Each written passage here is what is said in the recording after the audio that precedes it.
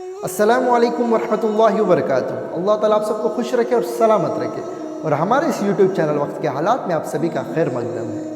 ایک بھیڑ بھاڑ والا علاقہ تھا۔ ایک بازار کی گلی کے اندر ایک عورت بھیک مانگتے ہوئے بیٹھی تھی۔ کچھ لوگ اسے رحم کی نگاہ سے بھی دیکھ رہے تھے، کچھ لوگ اسے حقارت کی نگاہ سے بھی دیکھ رہے تھے۔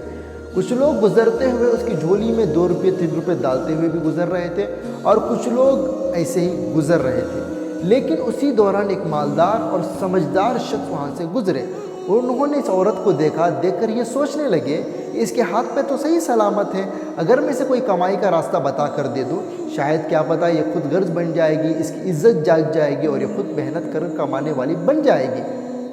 تو جیسے ہی ان کے ذہن میں یہ بات آئی، انہوں نے ویٹ چیک کرنے کی، وزن چیک کرنے کی ایک مشین لا کر ہدیے کے طور پر اس عورت کے سامنے رکھ دیا، اور خود اس کے اوپر کھڑے ہو گئے۔ کھڑے ہو کر انہوں نے اپنا وزن چیک کر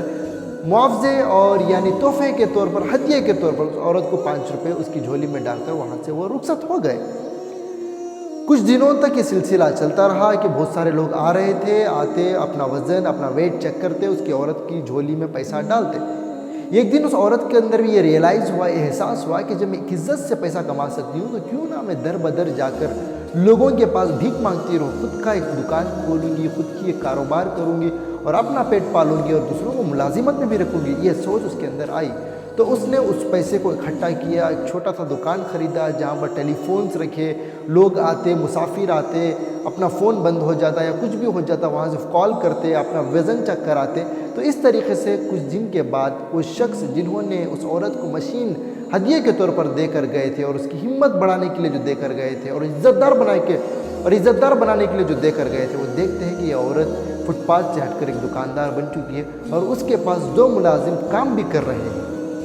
تو میرا بولنے کا مقصد یہ ہے کہ ہمارے پاس بہت سارے لوگ اپنی حاجتوں کو لے کر بھیک مانگنے کی شکل میں ہمارے پاس آتے ہیں۔ ہم ان کو بھیک کی شکل میں پیسہ دے کر بھکاری نہ بنائیں، جبکہ ان کی مدد کریں۔ اگرچہ وہ حقیقت میں عزت دار ہیں اور عزت دار گھرانے سے ہیں، کسی حالات اور پریشانی کی وجہ سے ہمارے پاس آ کر ہاتھ پھیلا رہے ہیں، اس کا مطلب یہ نہیں کہ وہ بھکاری ہیں۔ وہ مجبوری کے طور پر بھی ہمارے پاس آ سکتے ہیں، اور بہت سارے ایسے بھی لوگ ہیں جنہیں آپ کتنا بھی اچھا کریں وہ بھیک مانگنا نہیں چھوڑتے۔ لیکن اس میں سے کئی سے ایسے بہت سارے ہیرے نکل جاتے ہیں جن کے لیے آپ تھوڑی سی مدد، تھوڑی سی فکر، آپ کے 10 روپے دینے کی بجائے آپ انہیں 100 روپے دے دیں، تو کیا پتہ ان کی پرابلم، ان کی جو بھی تکلیف ہے وہ حل ہو جائے، اور حل ہو کر وہ عزت دار بن جائے، اور عزت دار کے میدان میں آ کر اپنے آپ کو پالنے والے بنے۔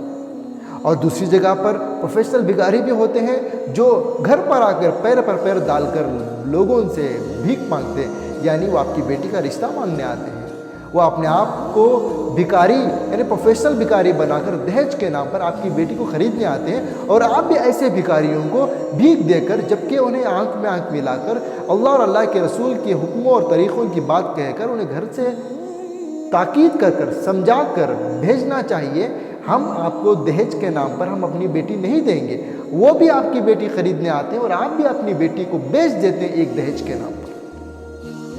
آپ کا اور ہماری، ہم سب کی ذمہ داری بنتی ہے کہ ہم معاشرے کے اندر دہیج کے نام پر آواز اٹھائیں، اور جو بھی دہیج کے نام پر آپ کے گھر پر آپ کی بیٹی کو خریدنے کی بات کریں، اور رشتے میں 5 لاکھ روپے دیں گے، جوڑا دیں گے، فلان دیں گے، فلانی جگہ کریں گے، ایسے رولز اور ریگولیشنز کے اوپر آپ کے اوپر بات کریں گے، تو آپ کی ذمہ داری بنتی ہے کہ ہم مسلمان ہیں، ہم اللہ کے حکم اور نبی کے طریقے کے اوپر ہم اپنی بیٹی کا نکاح کرنا چاہتے ہیں، جبکہ ہم بھیک مانگنے والوں کو اپنی بیٹی کو دینے کے لیے تیار نہیں ہیں۔ اگر ایسا معاشرہ ہم سارے جگہ بنا دیں گے تو غریبوں کی بیٹیاں کی شادی ہونے کا سلسلہ شروع ہو جائے گا۔ آج غریب کی بیٹی کی شادی اس لیے نہیں ہو رہی کیونکہ مالدار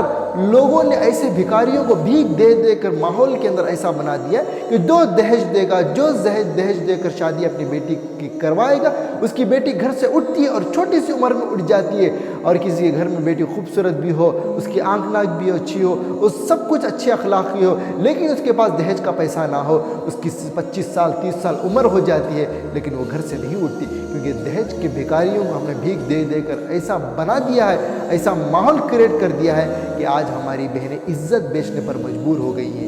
عزت بیچنے پر طوائف کی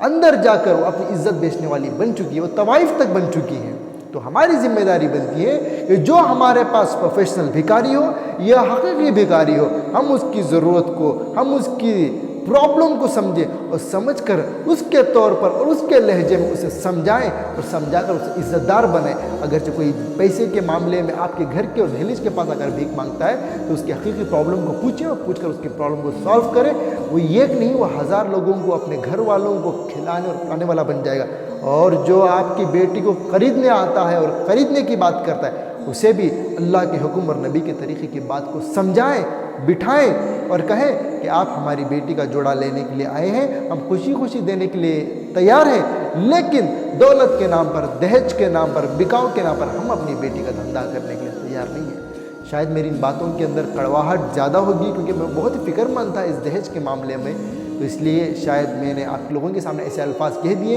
अगरचे मेरी कोई अल्फाज से किसी को तकलीफ़ हुई हो तो